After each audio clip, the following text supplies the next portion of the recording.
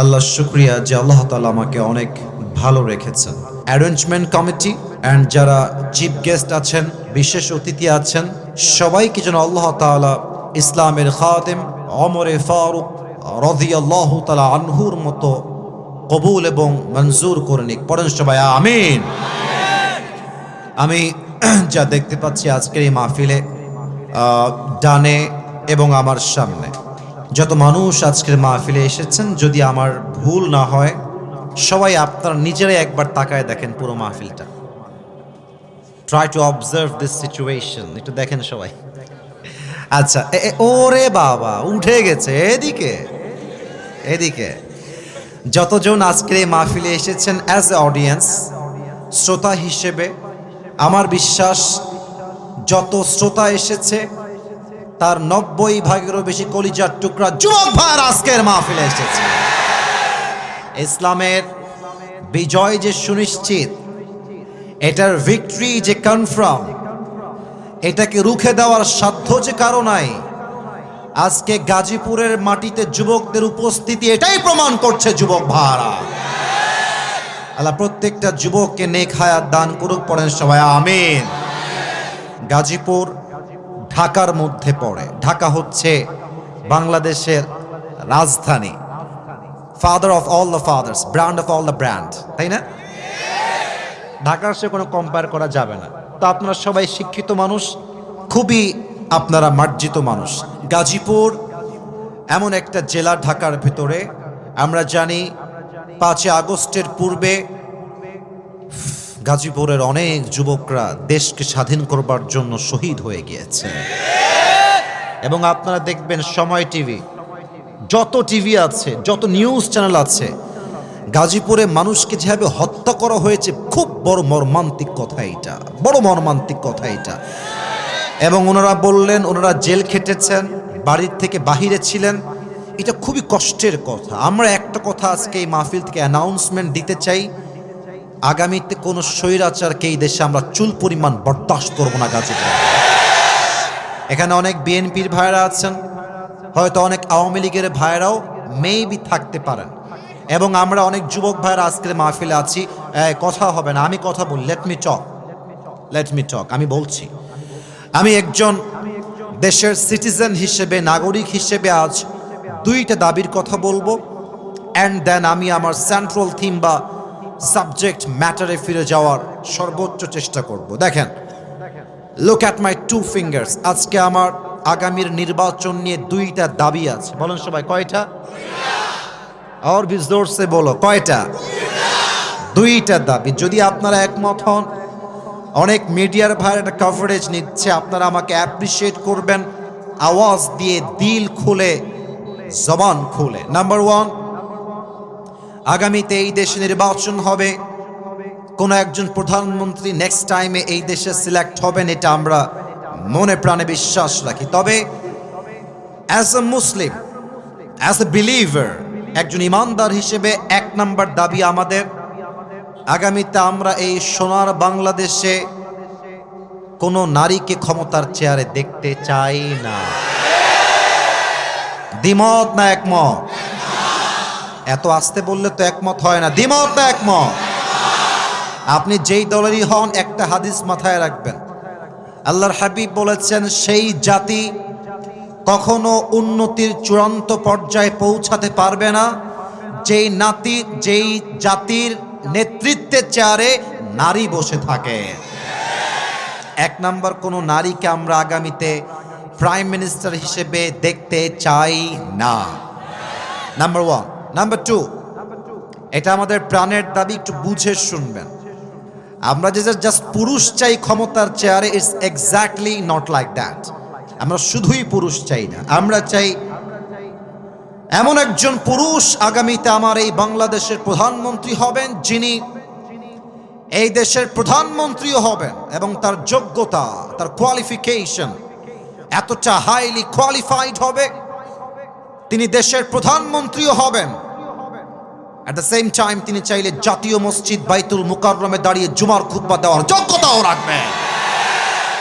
এমন নেতা, let me talk please.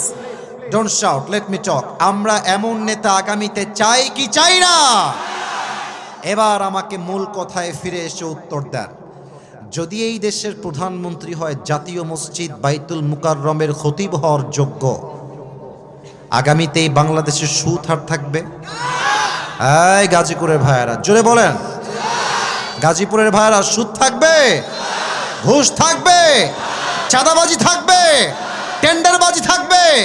ডাকাতি থাকবে? ধর্ষণ থাকবে? পুরো দেশটাই সোনার বাংলাদেশ হয়ে যাবে। এখন আর কোনো ভয় নাই। আগে আমরা হক কথা বললে বলতো যে জামাতিও বলতো, রাজাকারও বলতো, জঙ্গিবাদ বলতো, মৌলবাদ বলতো। ও একটা কথা মনে পড়ে গেল, আপনার সবাই শহীদ আল্লামা দেলোয়ার হোসেন সাইদি হুজুরের নাম শুনেছেন না? আল্লাহু আকবার। আল্লাহ ওনাকে জান্নাতের উঁচু মাকাম নসিব করে পড়েন সবাই। গাজীপুরের মানুষ আসলে অ্যাক্টিভ। আর যে আমিনের সাউন্ড পাচ্ছি আর ঠিক বেঠিকের সাউন্ড পাচ্ছি, এটা ফার্স্ট স্টেপেই প্রমাণ হয়ে গেছে গাজীপুরের সন্তান কেউ কাপুরুষের সন্তান নয়, সব বীর পুরুষের সন্তান। শহীদ আল্লামা দেলোয়ার হোসেন সাইদি হুজুর বলতেন, যারা আমাদেরকে মৌলবাদী বলে গালি দাও, হ্যাঁ আমরা মোটেও রাগ করি না। কেন রাগ করি না? মৌল আসছে মূল থেকে। মূল মানে হলো কোরআন, মূল মানে হাদিস, মূল মানে হচ্ছে আল্লাহ তাআলা, মূল মানে হচ্ছে হিজ লাস্ট মেসেঞ্জার মুহাম্মদ সাল্লাল্লাহু আলাইহি ওয়াসাল্লাম। তো যারা তোমরা আমাদেরকে মৌলবাদী বলে গালি দাও, আমরা হলাম মূলবাদী, তোমরা সব আগাবাদী। এবার বলেন তো, গাছের আগায় শক্তি বেশি না গোড়ায় শক্তি বেশি? উনি বলতেন তোমরা থাকো গাছের আগায়, বাড়াবাড়ি বেশি কইরো না সোনামণিরা, হ্যাঁ জুলুমের রাজনীতি কইরো না, আলেমদেরকে ধরে জেলখানায় বন্দী করো না। যদি বেশি বাড়াবাড়ি করো, সময় আসবে এমন 16 কোটি মানুষ গাছের গোড়ায় একটা ঝাঁকুনি দিবে, মামুর বাড়ি দিল্লি গিয়ে পড়বা, দিল্লি গিয়েই তারা পড়েছে। অতএব স্পষ্ট ভাষায় আমার আজকে মাহফিলে পায়গাম, স্পষ্ট মেসেজ সবার জন্য। যদি আগামীতে আমার এই বাংলাদেশের ক্ষমতার চেয়ারে কোন স্বৈরাচার বসতে চায়, সেই স্বৈরাচারকে আবার পতন ঘটাবার জন্য এই গাজীপুরের মাটির থেকে একটা শহীদ আবু সাইদ নয়, 2টা শহীদ আবু সাইদ নয়, হাজার হাজার শহীদ আবু সাইদ মাথায় কাফনের কাপড় বেঁধে বুকের তাজা রক্ত দিয়ে শহীদ হওয়ার জন্য আল্লাহর রাস্তায় জিহাদ করতে বাধ্য হবে। কারা কারা দুটো হাত তুলে আল্লাহকে দেখায় দাও।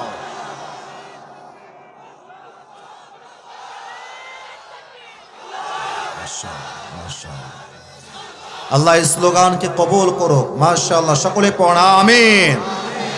আপনাদের বউ আছে? কার কার একটু হাত তুলুন, বউ আছে?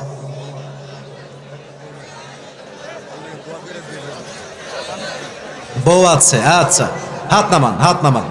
শীতকালে খুব মজায় আছেন আপনারা, আমি বুঝতেছি। এবার যাদের বউ নাই, খুবই কষ্টে আছে, তারা একটু হাত। আমি কি ভুল দেখছি নাকি? কারো বউ নাই? ইন্না লিল্লাহি ওয়া ইন্না ইলাইহি রাজিউন। হাত নামান, হাত নামান। আহা, খুবই কষ্টের বিষয় যুবক ভাইয়ের। আমি মাঝে মাঝে আমার মাহফিলগুলোতে মজা করেই বলি, যার বউ নাই তার কিছু নাই, নাই নাই কিছু নাই। আর আমি আমার বাবাদেরকে বলবো, আব্বাজান আপনার ছেলের চরিত্র কম্বল দিয়ে রক্ষা করা যাবে না, আপনার ছেলের চরিত্র ল্যাব দিয়ে রক্ষা করা যাবে না। যুবকদের চরিত্র রক্ষা করতে একমাত্র চরিত্রবান যুবকের বইয়ের দরকার। আল্লাহ আব্বাজানরা বোঝে না, বোঝে না। আল্লাহ আব্বাজানদেরকে বোঝার তৌফিক দান করুক। পড়েন সবাই আমিন। আচ্ছা, সবাই বিয়ের পক্ষে না বিপক্ষে? আমার বিশ্বাস অল্প বয়সে বিয়ে হয়ে গেলে এই দেশে জেনার সংখ্যা কমবে, বিয়ের সংখ্যা বেড়ে যাবে। আল্লাহ আব্বাজানদেরকে বোঝার তৌফিক দান করুক। পড়া আমিন। আসলে বাবারা মাঝে মাঝে বোঝে না তা না, কিন্তু আমি বলতে লজ্জা পাচ্ছি। অনেক মেয়েরা আমার ওয়াজ শুনছে আমি জানি, they are very educated and very qualified. আমি জানি, আমি কোনো বোনকে অসম্মান করে কথা বলছি না, তবে বলতে বাধ্য হচ্ছি যে দেশের ৮০% মেয়ে বিয়ের সময় চরিত্র নয়, টাকাকে সবচেয়ে বেশি এরা গুরুত্ব দেওয়ার চেষ্টা করে। এবং আমি ঢাকা শহরের কথা কি বলবো, টাকা পাইলে কিছু মেয়েরা টাকলার সঙ্গ বিয়ের পিড়িতে বসে যায়। তাদের কাছে চরিত্র কোনো ম্যাটার করে না। ঢাকার গুলশানে ফ্ল্যাট থাকলে কিছু মেয়েরা টাকলার সঙ্গে বিয়ে করতে এক মুহূর্ত দেরি করে না যুবকরা। সেই মেয়েদেরকে বিনয়ের সাথে বলবো, আমার প্রিয় বোন, টাকা পাবেন, ঢাকার গুলশানে ফ্ল্যাটও পাবেন, গাড়িও পাবেন, তবে আপনার বয়স মাত্র 19। 70 বছরের বুইড়ার সঙ্গে আপনি আপনার মনের শান্তি কখনোই খুঁজে পাবেন না। আল্লাহ প্রিয় বোনদেরকে সঠিক বুঝ দান করুক। পড়েন সবাই আমিন। 3টা তাকবীর দিবেন, তাকবীর শেষ হবে। 2টা আয়াতের তাফসীর করব খুবই অল্প সময়ে। ফজরের নামাজটা আমাদের সবাইকে জামাতে পড়তে হবে, অল্প সময় ওয়াজ হবে, but that will be very constructive. এই যে ডানের ভাইরা আওয়াজ করা, জানি আমি জায়গা নাই, আমি বুঝতেছি জায়গা নাই। মিডিয়ার ভাইদেরকে ধাক্কা ধাক্কি করো না, একটু চুপ করে দাঁড়িয়ে থাকো, ঠিক আছে? বিবাহিত ভাইরা দিবেন প্রথম তাকবীর, সিঙ্গেল ভাইরা দিবেন সেকেন্ড তাকবীর, ঠিক আছে? I would like to test everyone who is more powerful. কার শক্তি কত বেশি আমি আজকে একটু চেক করতে চাই। বিবাহিত ভাইরা আপনারা আমার সম্মান বাঁচাবেন। বিবাহিত ভাইরা একটু কাশি দেওয়ার চেষ্টা করেন, হাসবেন না, তাকবীর দিবেন গলা ফাটায় দিয়ে একেবারে। বিবাহিত ভাইরা তাকবীর দেন, নারায়ে তাকবীর। সর্বনাশ, মুরব্বীর লাভ দিয়ে উঠছে। আচ্ছা, এবার ইট ওয়াজ অ্যামেজিংলি অ্যাপ্রিশিয়েটেড। ভালো ছিল, খারাপ না, খুব ভালো সুন্দর সাউন্ড ছিল। এবার সিঙ্গেলদের পড়া, তোমরা কি হেরে যাবা? তোমরা কি পরাজিত হয়ে যাবা? সিঙ্গেলরা কাশি দাও। আর স্যার যারা আপনারা আছেন, স্যার আপনারা আমার উপর রাগ ঢাক না রেখে নাম্বারটা আপনারা দিবেন। আমি জানতে চাই আসলে কে জিততেছে। Single people, it's time for you. Single ভাইরা তাকবীর দেন আমার সাথে, নারায়ে তাকবীর। বিবাহিত ভাইরা মাফ করে দিবেন। হলো না, মানে জিততে গিয়েও আবার আপনারা হেরে গেলেন। যাই হোক, জো হো গেয়া, past is past, present is everything. এবার আমরা সবাই মিলে একটা তাকবীর দিব। তাকবীরের আওয়াজের ঠেলায় আমি স্টেজ ভেঙে নিচে পড়ে যাব, ঠিক আছে? আপনারা সবাই মিলে একটা কাশি দেন। গাজীপুরের সন্তান যে আমরা, বিড়ালের বাচ্চা নই, সব সিংহের বাচ্চা, এটা তাকবীর দিয়ে প্রমাণ করতে হবে। রাজি আছেন তো ইনশাআল্লাহ? নারায়ে তাকবীর। আল কোরআনের আলো, আল হাদিসের আলো, কোরআন হাদিস যেখানে, আলেম ওলামা যেখানে, গাজীপুরবাসী যেখানে, আল্লাহ রাব্বুল আলামিন সকলের স্লোগানকে তার সন্তুষ্টির ওয়াসিলা হিসেবে কবুল এবং মঞ্জুর করুক। পড়েন সবাই আমিন। আমার প্রিয় গাজীপুরের ভাইরা, আজ আমরা যেই সূরার থেকে তাফসীর পেশ করব, আমি সেই সূরায় যাওয়ার চেষ্টা করছি। তবে সবাইকে একটা কথা বলবো, কেউ যদি আমার দোয়ার আগে যদি কোনো একজনও উঠে যায়, তার লুঙ্গি টান দিয়ে ধরে বসায় দেবে। তবে খেয়াল রাখবেন লুঙ্গি যেন পুরোটা খুলে না যায়, ঠিক আছে? জাস্ট টান দিয়ে বসায় দিবেন, কারণ পুরো বছরে একদিন এসেছি, আবার কবে দেখা হবে জানি না। আজকের মাহফিলে এসেছি, দোয়া না করে কেউ বাসায় আমরা ফিরবো না, ঠিক কি না? আমি শুরু করছি আল্লাহর নামে, আল্লাহর কোরআন থেকে তাফসীর। আজ যে সূরার থেকে আমরা তাফসীর পেশ করব, সূরাটার নাম হচ্ছে সূরাতু আলাম নাশরাহ। আমার প্রিয় গাজীপুরের ভাইরা সবাই বলেন সূরাতু আলাম নাশরাহ। আওয়াজগুলো জোরে চাই, কারো আওয়াজ যেন কমে না যায়। সূরাতু আলাম নাশরাহ থেকে আজকে আমরা তাফসীর পেশ করার সর্বোচ্চ ট্রাই করব অল্প সময়ের ভেতরে। এই সূরাটা আছে 30 নম্বর পারা। বলেন সবাই, কত নম্বর পারা? 30 নম্বর পারা। এই সূরার আয়াত সংখ্যা হচ্ছে এই যে কয়ে যায়, এই নীল, এই নীল, মিডিয়ার, আচ্ছা ঠিক আছে সাইডে যাও, খবরদার কেউ যেন আমি উঠতে না দেখি। This is the last warning for everyone, কেউ উঠে যাবেন না, সবাইকে আমি অবজার্ভ করার ট্রাই করছি। এই সূরার আয়াত সংখ্যা হচ্ছে মোট 8টা। গাজীপুরের ভাইয়ারা মোট কয়টা?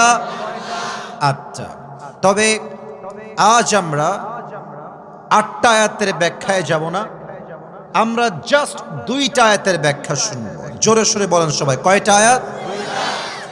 আউযু বিল্লাহি মিনাশ শাইতানির রাজীম, বিসমিল্লাহির রহমানির রহিম, ফাইন্না মা'আল উসরি ইউসরা, ইন্না মা'আল উসরি ইউসরা, indeed and verily with every hardship there is ease। এই আয়াতের তর্জমা হচ্ছে প্রত্যেকটা কষ্টের সাথেই স্বস্তির দেখা, স্বস্তির সন্ধান। বলেন তো গাজীপুরের ভাইয়ারা আছে না নাই?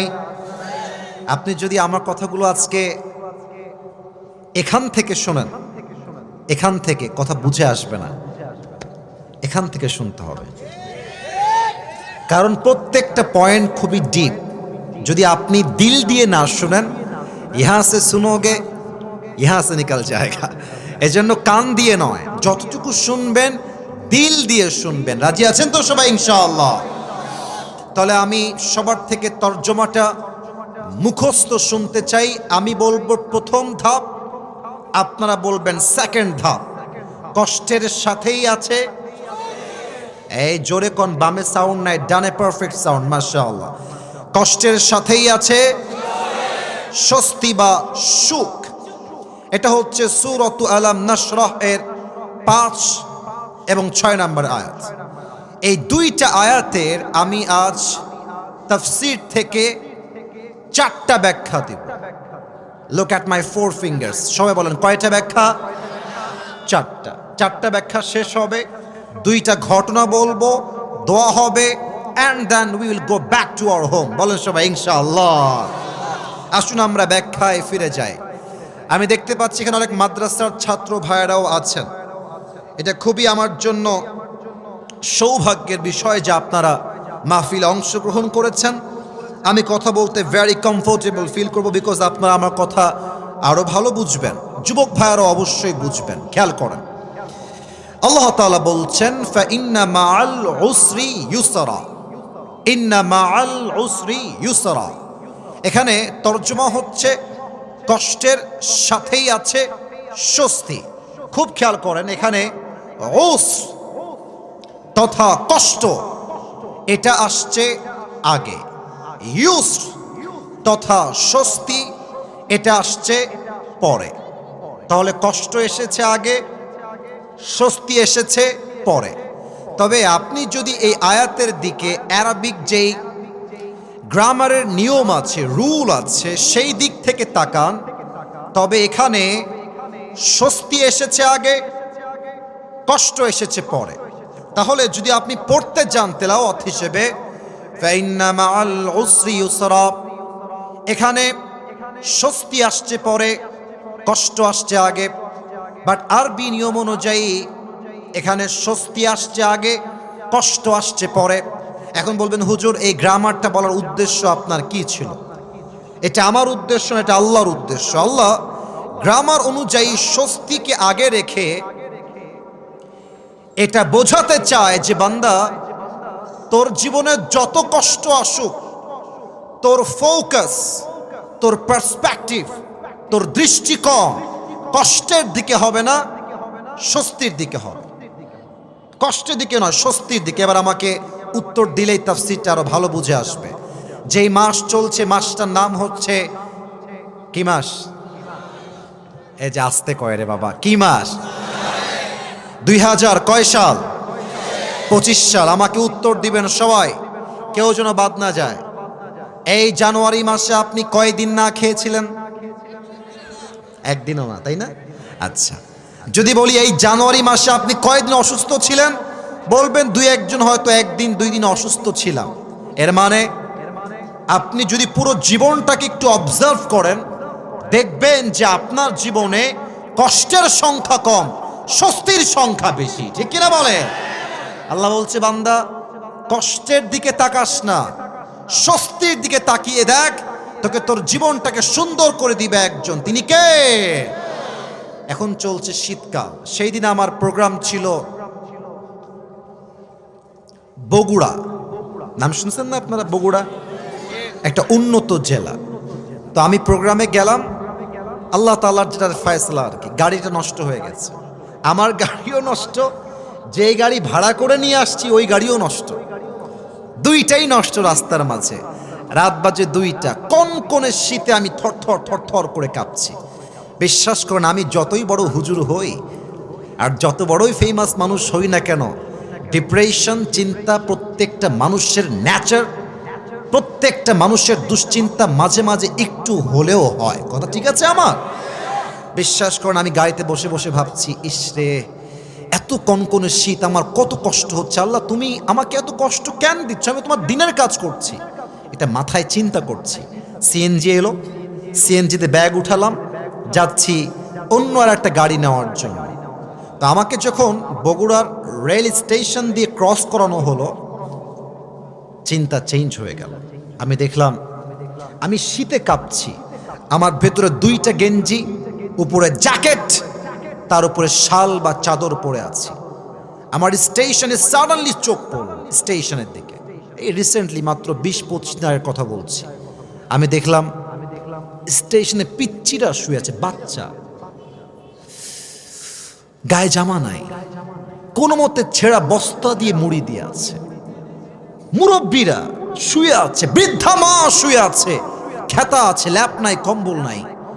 আমি বুঝলাম ফাইন্না মাআল উসরি ইউসরা, বান্দা যা আছে তাই দেখ, যা নাই তাই দেখিস না। ঢাকার গুলশানে যখন যাবেন, BMW, Mercedes, range rover, Rolle's Royals, C-HR, কত ব্র্যান্ডের গাড়ি নেবেন, সব আছে গুলশানে। দেখলে মনে হবে ইস, আমি গাজীপুরের ছেলে, আমার তো একটা সাইকেলও নাই। ভাইরে, অনেক কিছু থাকলেই সুখী হওয়া যায় না, সুখী হওয়ার জন্য আল্লাহ রহমতের প্রয়োজন হয়। আপনাকে একটা অবাক করার তথ্য দিব, কিন্তু মিডিয়া আছে বলতে লজ্জা পাচ্ছিলাম, ভেবেছি বলবো না, তবে বলবো, আপত্তি নাই বলতে। শুনলে আপনারা হয়তো অনেকে মাইন্ডে নেবেন, বাট আপনাকে বুঝতে হবে যা বলছি আমি বাস্তব বলছি। ঢাকার গুলশানে স্বামীর বউ যে হয় অন্য পুরুষের ভাবি, স্বামী তার বউকে অন্য পুরুষের সঙ্গে শোয়ার জন্য দিয়ে দেয়। আপনি দেখেন নিউজে, আপনি ইন্টারভিউ দেখেন, আপনি বলবেন হুজুর আপনি এই পয়েন্ট এটা কেন উল্লেখ করলেন? আমি বলবো ভাইজান, ঢাকার গুলশানের লোকের কাছে রোলস রয়েলস আছে, দামি ফ্ল্যাট আছে, বাট তাদের কাছে চরিত্রের 2 পয়সা কোনো মূল্য নাই। আপনার কাছে হয়তো বা গাজীপুরে বড় একটা বাড়ি নাই, হয়তো টিনের ছাপরা আছে, বাট আপনাকে মাথায় রাখতে হবে ওর টাকা থাকতে পারে, ওর মনের সুখ নাই। আল্লাহ আমাকে টাকা কম দিয়েছে, মনের সুখ বেশি দিয়েছে, ঠিক কিনা বলেন? আল্লাহ বলছে বান্দা কষ্টের দিকে নয়, আমি আল্লাহ তোমাকে যেই স্বস্তি দান করেছি সেই স্বস্তির দিকে তাকাও। 1 নাম্বার ব্যাখ্যা, আমাদের ফোকাস হবে স্বস্তির দিকে, কষ্টের দিকে নয়।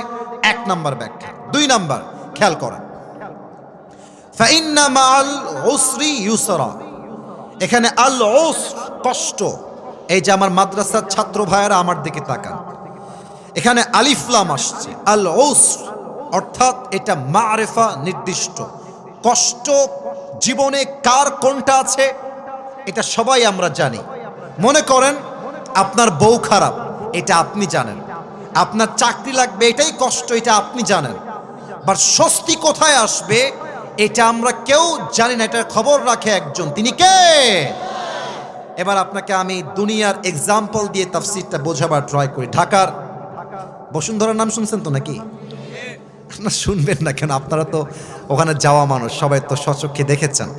আমি যে কথাটা বলবো সেটা হচ্ছে এইরকম, মাঝে মাঝে রাস্তায় হাঁটলে দেখবা অনেক মেয়েরা এমন বাজে পোশাক পরে বের হয়, দেখলে মনে হয় ঢাকা শহরের মেয়েদেরকে যে কিয়ামত বেশি দিন আর বাকি নাই। যুবক ভাইরা এত বাজে পোশাক পরে মনে হয় রাস্তায় কোনো উলঙ্গ মেয়ে হেঁটে বেড়াচ্ছে গাজীপুরের ভাইরা।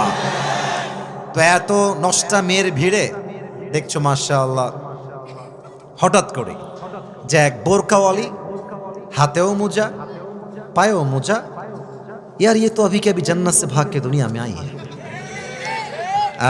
সোনামণি উপরে ফিটফাট, মাঝে মাঝে ভিতরে সদরঘাট হয়।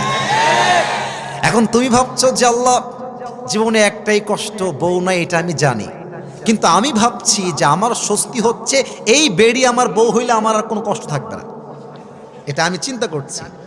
বাট মাথায় রাখবেন, অনেক মেয়েকে দেখে মনে হবে রাজরানী, বিয়ের পরের দিন দেখবেন রাজরানী নয় কালনাগিনী বিয়ে করে আপনি বাসায় নিয়ে আসছেন।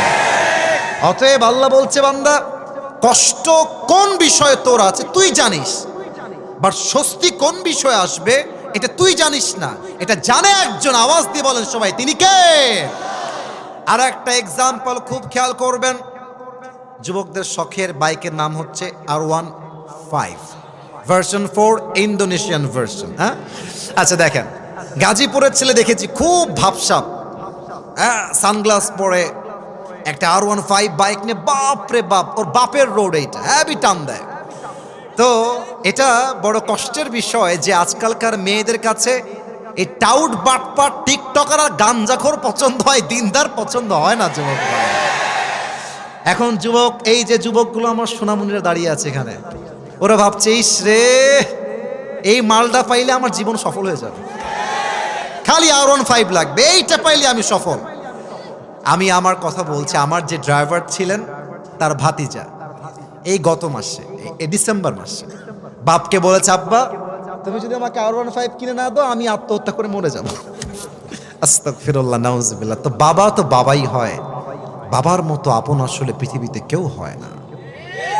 আব্বা বলেছে ঠিক আছে, তোর মরতে হবে না, তোকে আমি আমার সব কিছু দিয়ে দিব R15, সমস্যা নেই। রিসেন্ট 1 মাসও হয়নি R15 কিনে দিয়েছে।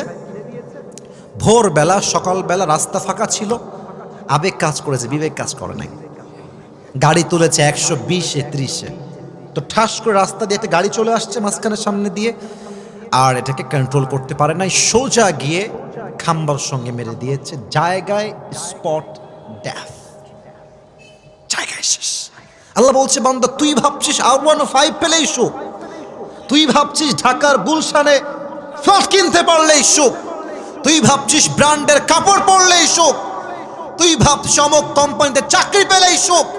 না না, তোর সুখের খবর তুই জানিস না, তোর স্বস্তি আসবে কোথায় এটা একমাত্র খবর রাখে একজন, তিনি কে? কথা কি বোঝা যায়? আমার তাফসীরের কথাগুলো কি বোঝা যায়? যায় যায় যায়। তাহলে এটা কয় নাম্বার পয়েন্ট গেল? এই ভাইরা জোরে কোন সবাই কয়?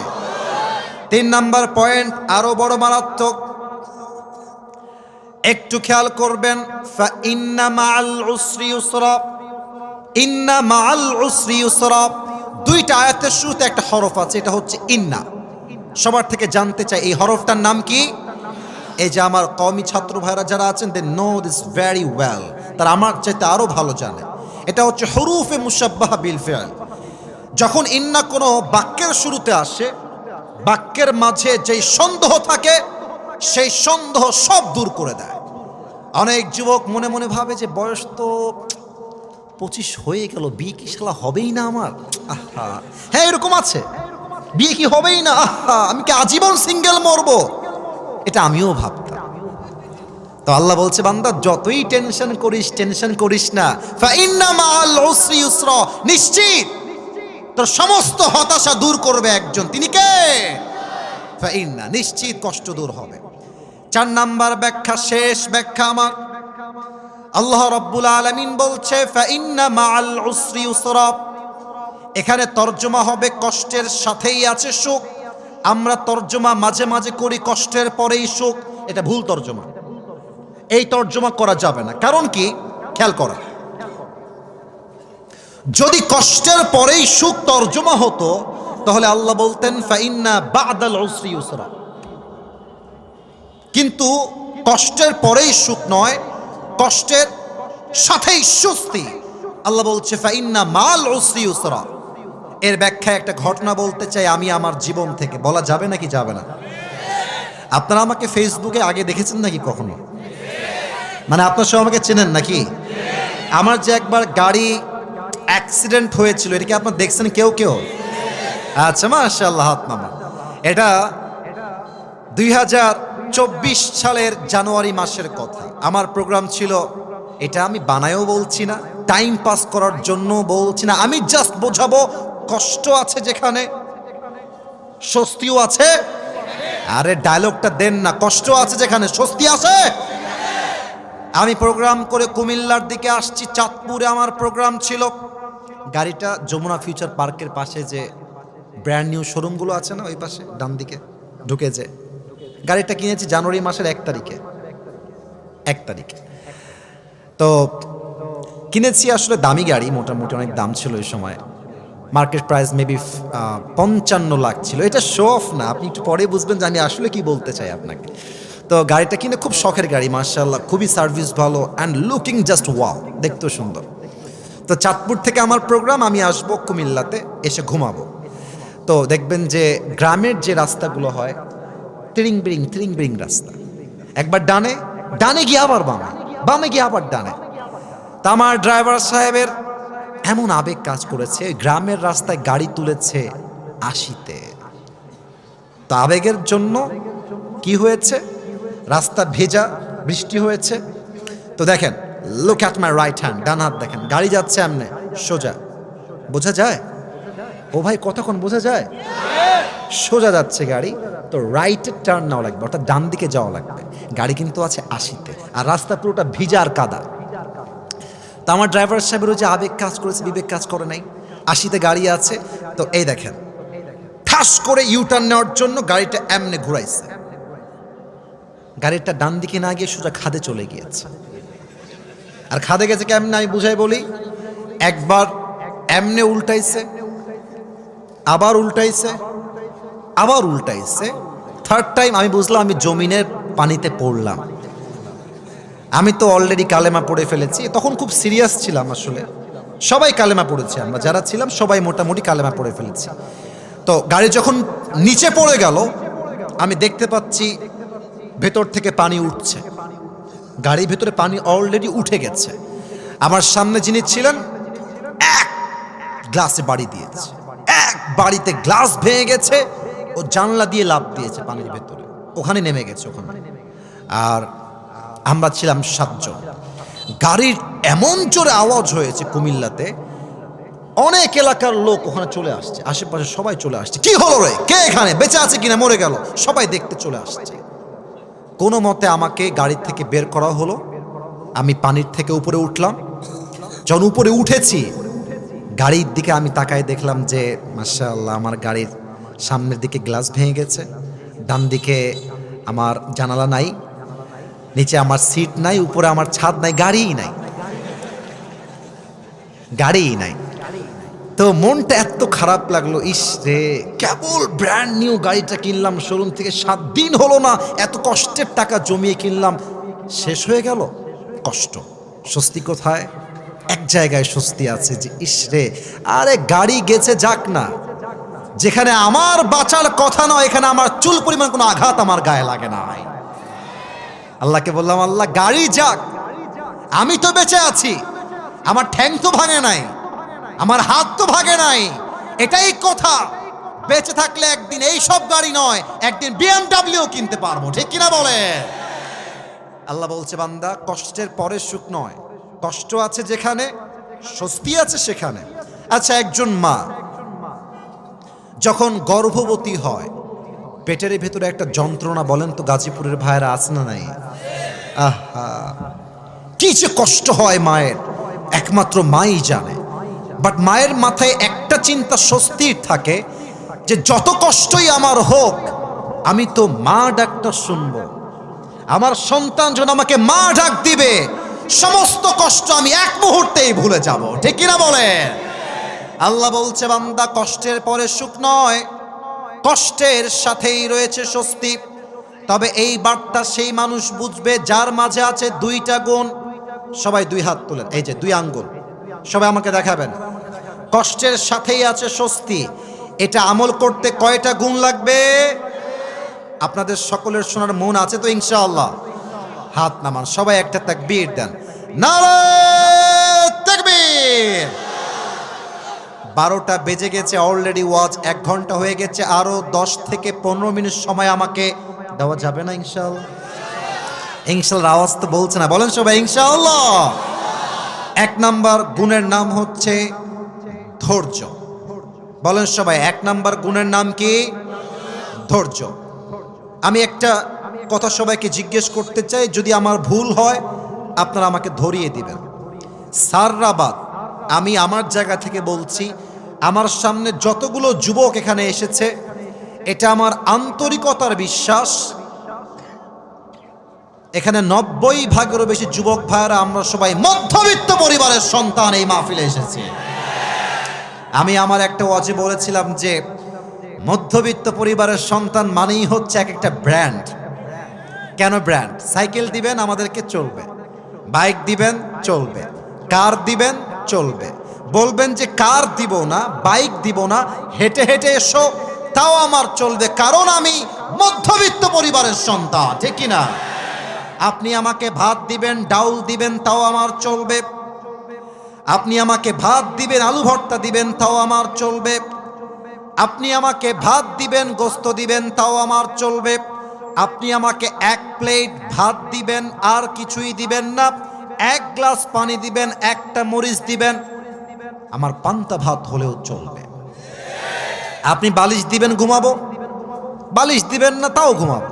খাট দিবেন, ঘুমাবো, খাট দিবেন না তাও ঘুমাবো। কারণ হলো আমি বড় ঘরের খেয়ে পড়ে বড় হওয়া ব্রয়লার মুরগি না, আমি মধ্যবিত্ত পরিবারের সন্তান। আমি যেমন আরাম করতে পারি, তেমন আমি মাথার ঘাম পায়ে ফেলে কঠোর পরিশ্রম করতে পারি, ঠিক কিনা বলেন?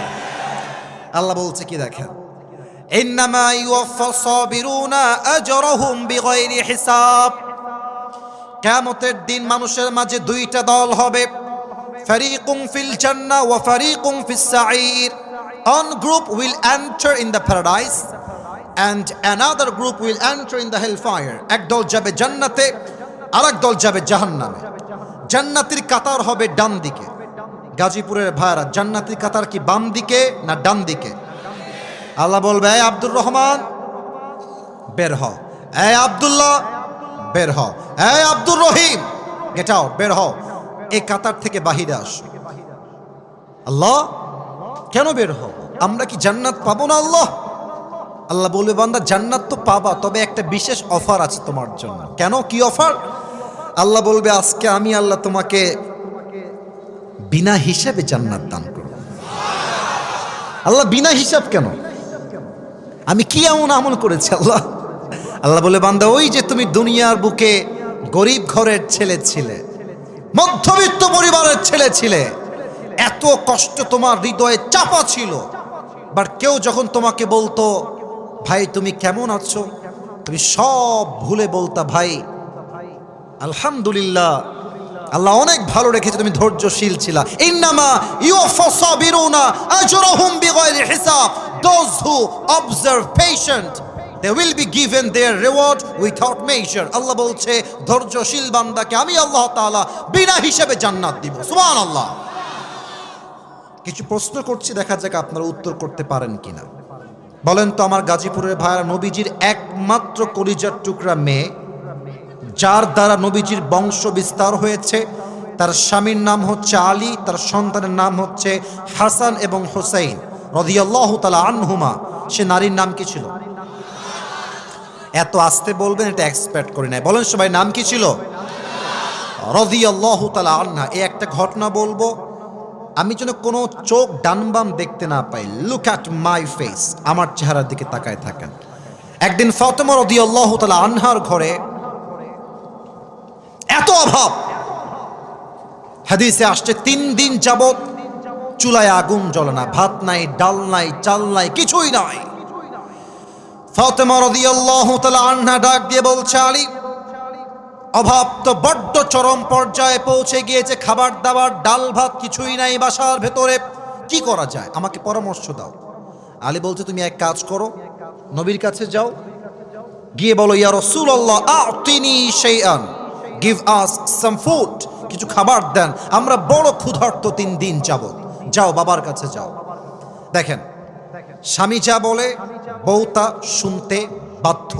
শুনতে হবে যদি ইসলামী শরিয়াহ অনুযায়ী হয়। বাংলাদেশে সবচাইতে ডিভোর্সের সংখ্যা ঢাকা শহরে বেশি। কারণ কি জানেন? আমি এটা বলে দিই এই সিক্রেটটা। ঢাকা শহরের মেয়েদের ডিমান্ড একটু বেশি, চাই আরো চাই আরো চাই। এক ছেলে, মাইন্ড করবেন না, আমার কাছে আসছে, যুবক ছেলে, ভেরি ইয়াং ম্যান, বলছে হুজুর আমি আমার বউকে তালাক দিয়ে দিই, বর্ষণ আমি থাকবো না। বুঝে গেছে ওর মাথা খুব গরম। বসো বসো, কি হয়েছে, কি সমস্যা? বলছে যে হুজুর আমার বউয়ের চাহিদার কোনো শেষ নাই, খালি চাই, একটা এনে দেই আর একটা চাই, ওইটা দেই আর একটা চাই। প্রিয় ভাইয়ারা, বিয়ে হচ্ছে দিল্লি কা লাড্ডু, খাওগে তো ভি পছতাওগে, নেই খাওগে তো ভি পছতাওগে। তা আমার মনে হয় যে না খাওয়ার চাইতে খেয়ে পস্তানো 1000 গুণ বেশি ভালো যুবক ভাইরা, তাই না? তো আমি বললাম ভাই কেন, কি সমস্যা, আর কি কি বলে বলেন তো দেখি। তো বলছে হুজুর সেদিন আমার কাছে এসেছে, বলছে জান তুমি কি জানো আমার অমুক বান্ধবীর জামাইন তাকে আইফোন 16 প্রো ম্যাক্স দিয়েছে। এর মানে কি? মেয়েটা বোঝা যাচ্ছে যে ওর জামাই তোকে দিয়েছে, তুমি আমাকে কবে দিবা? মেয়েদের এই ডিমান্ডের জন্য হাজার হাজার স্বামী ঢাকা শহরে হারাম ইনকাম করতে বাধ্য হয় গাজীপুরের ভাড়া, ঠিক কিনা? ফাতেমার দিকে তাকান। ফাতেমা নবীর কাছে আসছে, এসেই দরজায় নক দিয়েছে। নবীজির স্বভাব, নবী নিজে আসতেন, গেট খুলতেন, ফাতেমাকে নিজেই ঘরে নিয়ে আসতেন। নবীজি গেট খুলেই ফাতেমার চেহারা দেখেই বুঝে গেছেন ফাতেমা ইজ ডিপ্রেসড, সে হতাশ, কোনো একটা সমস্যায় এসে পড়ে গেছে। নবীজি মেয়ের হাত ধরলেন, চুপ করে ধরে বাসায় নিয়ে খাটের উপরে বসালেন, বললেন মা বলো তোমার কি হয়েছে? ফাতেমা মাথা নিচুর দিকে দিয়ে বলছে আব্বাজান আতিনি শাইআন, কিছু খাবার দেন, 3 দিন যাবৎ বড্ড ক্ষুধার্ত আমরা। নবীজি বুঝে গেছেন আমার মেয়ে ক্ষুধার্ত, ধৈর্যের পরীক্ষা নেওয়া লাগবে। বলছে আচ্ছা মা টেনশন নাই, খাবার দিব, নট আ বিগ ডিল, তবে তোমাকে আমি 2টা অপশন দিব, তুমি কোনটা চুজ করবা, that decision is totally yours, সিদ্ধান্ত তোমার মা। 2টা অপশন শোনো, এক তোমাকে আমি 5টা বকরি দিব, আর এক হলো তোমাকে আমি 5টা দোয়া শিখাই দিব, which option you want to select, তুমি কোনটা নিতে চাও? ফাতেমা বুঝে গেছে আমার আব্বাজান আমাকে ধৈর্যের পরীক্ষা নিচ্ছেন। বলছে আব্বাজান 5টা বকরির দরকার নাই, 5টা দোয়া শিখাই দিলে আমি ফাতেমা খুশি মনে বাসায় ফিরে যাব। নবীজি বলছেন এই তো আমার মেয়ে ধৈর্যের পরীক্ষায় পাস করেছে, সুবহানাল্লাহ। আল্লাহর হাবিব দোয়া শেখালেন, আমি আপনাদের সবাইকে শেখাতে চাই।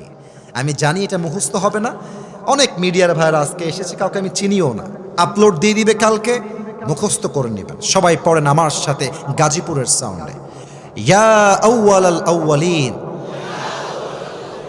আপনারা খুবই সুন্দর সাউন্ডে কথা বলেন, মাশাআল্লাহ। ভাইরা আপনারাও বলবেন ইয়া আউয়ালাল আউয়ালিন, ইয়া আখিরাল আখিরিন, ইয়া যাল কুওয়াতিল মাতিন, ইয়া রাহিমাল মাসাকিন, ইয়া আরহামার রাহিমিন। শেষ শব্দের দোয়া অনেক সহজ, সো আমি সবার থেকে লাউডলি শুনতে চাই, ইয়া আরহামার রাহিমিন। যাও ফাতেমা গিয়ে এই আমলটা করার চেষ্টা করো। ফাতেমা বাসায় ফিরে আসছে, তো আলী গেটের কাছে দাঁড়িয়ে আছে যে ফাতেমা আসবে, হাতে কিছু খাবার থাকবে, আমি নিব, ফাতেমাও খাবে, আমিও খাবো। আলী রাদিয়াল্লাহু তাআলা আনহু দূর থেকে দেখছেন ফাতেমা ফিরে আসছে, বাট হাতে ফাতেমা 2 হাতে কিছুই নাই, 2 হাত ফাঁকা। আলী বলছে ইয়া ফাতেমা আইনা তাম, ওয়্যার ইজ দ্য ফুড, খাবার কোথায়, তোমার হাত তো খালি।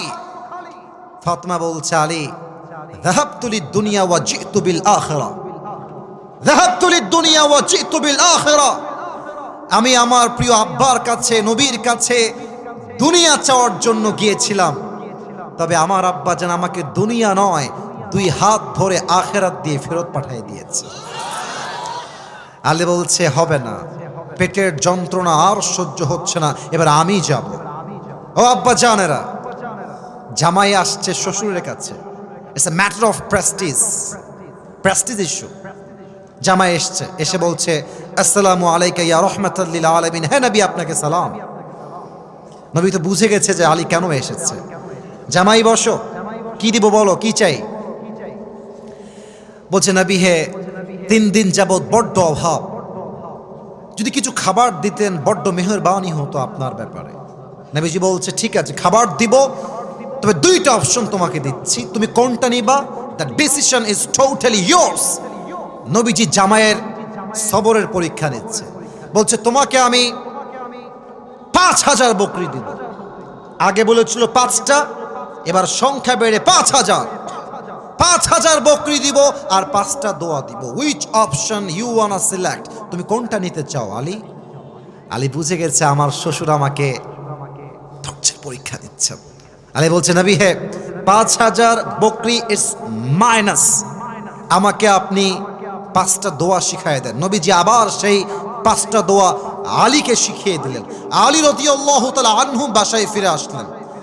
ফাতেমা এবং আলী রাদিয়াল্লাহু তাআলা আনহু 2 জন মিলে এই 5 শব্দের দোয়ার আমল করলেন।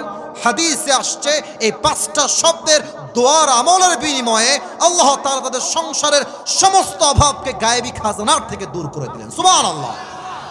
অতএব অভাব পরিবারে আসবে, টাকা থাকবে না, ব্যবসা থাকবে না, চাকরি থাকবে না, কিছুই থাকবে না, বাট মাথায় রাখবেন কষ্টের সাথেই আছে স্বস্তি। ধৈর্যের সঙ্গে স্থির থাকেন, আপনার পথ খুলে দিবে একজন। আওয়াজ দিয়ে বলেন সবাই, তিনি কে? 1 নাম্বার হলো ধৈর্যশীল হওয়া জীবনের যে কোনো মুহূর্তে। 2 নাম্বার হচ্ছে আল্লাহর উপরে তাওয়াক্কুল।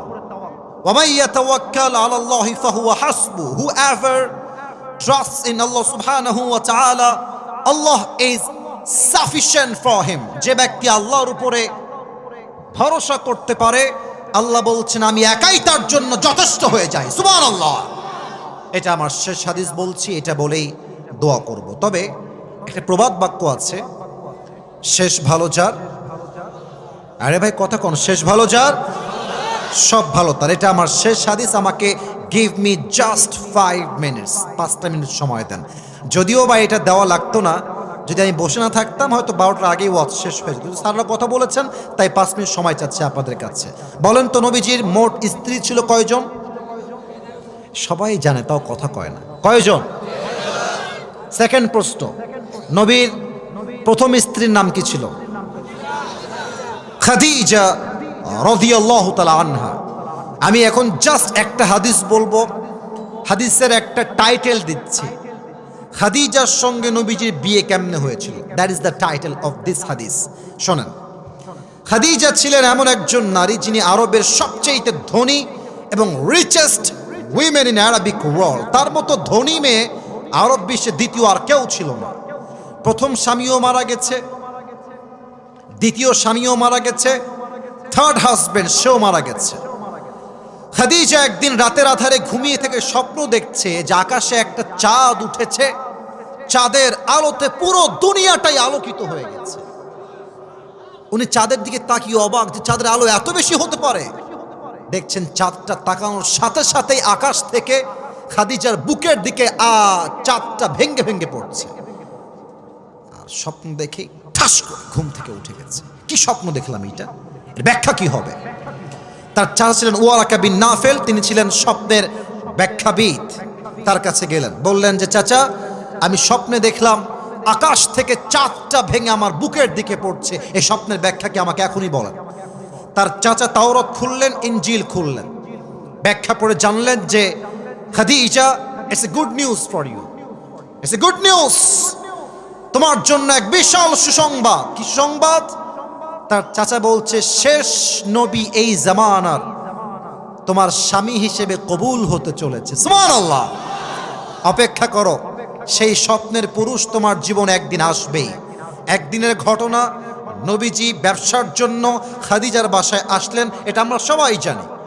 খাদিজা দূর থেকে দেখলেন এক যুবক এসেছে। তার চেহারা, তার মুখের চাপদাড়ি, তার ফিজিক্যাল অ্যাট্রাকশন, তার হ্যান্ডসামনেস, তার সৌন্দর্য, তার ব্যক্তিত্ব, খাদিজা দেখেই বুঝে গেছে এটাই হবে শেষ নবী। সুবহানাল্লাহ পড়বেন না আপনারা সবাই? কিন্তু আমাদের যুবকদের লজ্জা শরম একটু কম, তাই আমরা প্রস্তাব চাইলে দিতে পারি, বাট মেয়ে মানুষের লজ্জা একটু বেশি। ওরা চাইলেই বিয়ের প্রস্তাবটা সহজে দিতে পারে না। তো তো খাদিজা প্রস্তাব দিবে কেমনে প্ল্যান করলেন, একটা ছোট্ট প্ল্যান। ওনার একজন দাসী ছিলেন, তাকে ডাকলেন, ডেকে বললেন এই নেন হাদিয়া, অনেক হাদিয়া, একটা কাজ করে দিবেন, এই যুবককে আমার পক্ষ থেকে বিয়ের প্রস্তাব দিবেন। তো মুরব্বীদের বুদ্ধি একটু বেশি হয়, মহিলার বয়স ভালো ছিল, সে বলল খাদিজা আজকে নয়, ব্যবসা করে ফিরে আসুক, নেক্সট টাইম প্রস্তাব দেওয়া যাবে। পরের কথা, এবার খাদিজার দাসী নবীর ঘরে আসছে। এই যুবক ভাইয়ারা মন দাও, মাত্র 3 মিনিট বাকি আমার বলার জন্য, 3 মিনিটে শেষ করার ট্রাই করছি। নবীর ঘরে খাদিজার দাসী আসছে, এসে সালাম কালাম দিয়ে কথা বলছে, very normally conversation they are making. তো কি বলছে, বলছে আচ্ছা মোহাম্মদ, সবই বুঝলাম, তোমার কথাবার্তা সব ঠিকঠাক আছে, তো তোমাকে একটা প্রশ্ন করবো, রাগ করো না তুমি আমার প্রশ্নের জন্য। বলেন কি প্রশ্ন বলেন। বলছে আচ্ছা তোমার বয়স তো মাশাআল্লাহ, ইউ আর 25 ইয়ার্স ওল্ড, 25 বছর তোমার বয়স, তাগড়া যুবক, তুমি ব্যবসায়ও হাত দিয়ে ফেলেছো অলরেডি, তো তুমি বিয়ে করো না কেন, কি কারণটা কি, আমাকে কিছু বলা যাবে? নবীজি যে উত্তর দিয়েছেন এটা হাজার হাজার যুবকদের মনের উত্তর। নবীজি বলছেন বিয়ে তো আমি করতে চাই, বাট আমার কাছে এটা নাই, নাই, টাকা নাই। তো যার কাছে টাকা নাই তার কাছে মেয়ে বিয়ে দিবে কোথায়, কে দিবে? এবার তার দাসী ছিল খুব চালাক, বলছে আরে টাকার চিন্তা তোমার, আরে it's not a big deal, আমার কাছে এমন একজন মেয়ে আছে যেই মেয়েকে বিয়ে করলে তোমার মোহর দেওয়া লাগবে না, খাবার দেওয়া লাগবে না, বাড়ি দেওয়া লাগবে না, পোশাক দেওয়া লাগবে না, বরং সেই মেয়েকে কবুল করে বিয়ে করলে তোমাকে সেই মেয়ে তোমার সব কিছু অ্যারেঞ্জমেন্ট করে দিবে। সুবহানাল্লাহ পড়বেন না আপনারা? তো নবীজি রিয়াকশন দেখেন, আমার চশমাটা একটু খুলি, নবীজি এমনে মানে was very shocked, you know, এমন মেয়ে কি আদৌ আছে, কোথায় পাবো এমন মেয়ের সন্ধান, মাসমুহা, সেই মেয়ের নাম কি আমাকে বলেন। তো সে বলছে ইসমুহা খাদিজা, তার নাম হলো খাদিজা, তুমি কি বিয়ে করবা? অবাক করার বিষয় হচ্ছে নবীজি আগের থেকেই খাদিজা রাদিয়াল্লাহু তাআলা আনহাকে মনে প্রাণে পছন্দ করতেন, তবে it's a matter of money, matter of money. মনে রাখবেন, বড়লোক ঘরের ছেলে গরিব ঘরের মেয়েকে বিয়ে করে, বাট বড়লোক ঘরের মেয়ে কখনো গরিব ঘরের ছেলেকে বিয়ে করে না। তো নবীজি ভাবছে প্রস্তাব দিব কেমনে, আমি তো গরিব ঘরের ছেলে। তো প্রস্তাব খাদিজার পক্ষ থেকে আগে আসছে। তো নবীজি বলছে আপনি যান, আমি কালকে আমার চাচা আবু তালেবকে নিয়ে বাসায় আসবো, ওখানে ফাইনাল ডিসিশন আমরা মেক করব। তো দাসী চলে আসছে, তারপরের দিন নবীজি চাচাকে নিয়ে গিয়েছেন খাদিজার বাসায়। তো আবু তালেব বলছে খাদিজা আপনি কি শিওর, আর ইউ 100% কনফার্ম যে আপনি তাকে বিয়ে করবেন, মোহাম্মদকে বিয়ে করবেন? বলছে ইয়েস, আই এম 100% কনফার্ম যে আমি তাকে স্বামী হিসেবে পেতে চাই। তো এবার আবু তালেব বলছে খাদিজা আমরা প্রস্তাবে রাজি আছি, তবে একটা কথা বলতে চাই, আমার ভাতিজার কাছে টাকা পয়সা কিছু নাই, বাড়ি গাড়ি কিছু নাই, তবে এতটুকু বলবো আমার ভাতিজার মতো আদর্শবান চরিত্রবান এই তল্লাটে দ্বিতীয় আর কেউ নাই যুবক ভাড়া, ঠিক কিনা বলে? খাদিজা বলছে আমার এটাই দরকার, টাকার দরকার আমার নাই। মায়েরা বুঝে নিয়েন কথাটা, মায়েরা বোনেরা বুঝে নিয়েন কথাটা। খাদিজা বলছে আমার টাকা পয়সা লাগবে না, চরিত্র হলেই আমার চলবে। তো কি করা যায়, এখন বিয়ে হবে। এখন আবু তালেব বলছে খাদিজা আমরা আপনাকে কি মোহর দিব? মোহর তো আমাদের কাছে দেওয়ার মতো কিছু নাই, আমরা গরিব ঘরের ছেলে, তবে একটা মোহর দিব আপনাকে, 20টা উট মোহর হিসেবে দিব। বলছে ঠিক আছে যা দিবেন তাতেই আমি খুশি। 20টা উট মোহর দেওয়া হলো, বিয়ে হয়ে গেল। এখন বিয়ের পরে মেহমান আসছে, বর পক্ষ কনে পক্ষ, কিছু খাওয়া দাওয়ার আয়োজন করার দরকার আছে না? বোঝে না, খাওয়া দাওয়ার দরকার একটু আছে না ভাইরা, বলেন একটু অলিমার দরকার। তো খাদিজার মন কত বড়। খাদিজা বলছে যেহেতু আমার স্বামী গরিব ঘরের ছেলে, আপনারা আমার 20টা উট যে মোহর হিসেবে দিয়েছেন, এই 20টা উট মেহমানদের জন্য, মেহমানদারি করার জন্য আল্লাহর রাস্তায় জবাই করে দেন। সুবহানাল্লাহ। এবার বিয়ে হয়ে গেল, আকদ সম্পূর্ণ হয়ে গেল। বাসরাত, খাদিজা বাসরাতে আগেই বসে আছে। নবীজি বাসর ঘরে এন্ট্রি নিয়েছেন, প্রবেশ করেছেন। হাদিসের শেষাংশে আমি আছি, এটাই শেষাংশ। নবীজি এসে খাদিজার পাশে বসেছে। তো নবীজি একটু নার্ভাস, মানে প্রথম বিয়ে হলে যা হয় আর কি, হ্যাঁ, বাসরাতে সবাই নার্ভাস ফিল করে, নবীজিও নার্ভাস। তো নবীজি চুপচাপ বসে আছে, খাদিজাও চুপচাপ বসে আছে। তো খাদিজা যেহেতু আগের থেকে একটু অভিজ্ঞ মানুষ, নবীর চাইতে একটু বেশি, তো খাদিজা নিজের থেকেই বলছে, আচ্ছা আপনি কি জানেন যে আমি আপনাকে স্বামী হিসেবে কেমনে পেয়েছি? আপনি কি জানেন এটা? নবীজি বলছেন, না তা তো আমি জানি না, আপনি কেমনে পেয়েছেন তো আপনি জানবেন, আমি কেমনে জানবো আপনার ঘটনা? তো খাদিজা বলতে, শোনেন তাহলে আমার ঘটনা।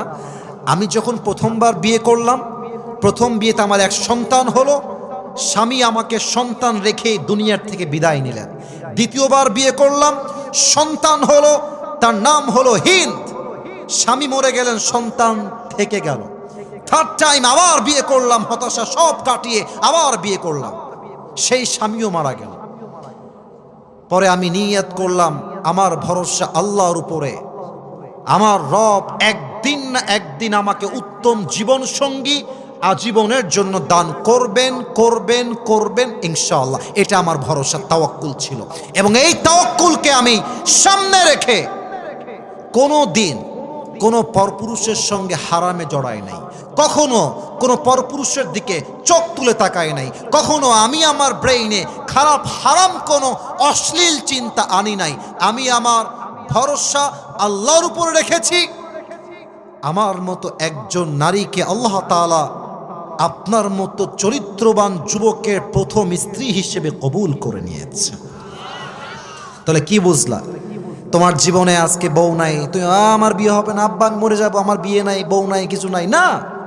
অপেক্ষা করো, ধৈর্য ধারণ করো, নিজেকে বাঁচাও। তোমার চরিত্র ভালো হলে তোমাকে আল্লাহ উত্তম চরিত্রে দান করবেই করবে ইনশাআল্লাহ, ঠিক কিনা বলো? অতএব যত কষ্টই আসুক, দুইটা বিষয়ে মাথা রেখে চলবেন। এক হলো ধৈর্য, দুই হচ্ছে তাওয়াক্কুল। ধৈর্য মানে কি? একদিন না একদিন ভালো ফলাফল আসবে। তাওয়াক্কুল মানে কি? আমার বিশ্বাস আমার রব আমাকে কখনো ঠকাইতে পারে না। সবাই এই দুইটা গুণ রাখতে রাজি আছেন তো ইনশাআল্লাহ?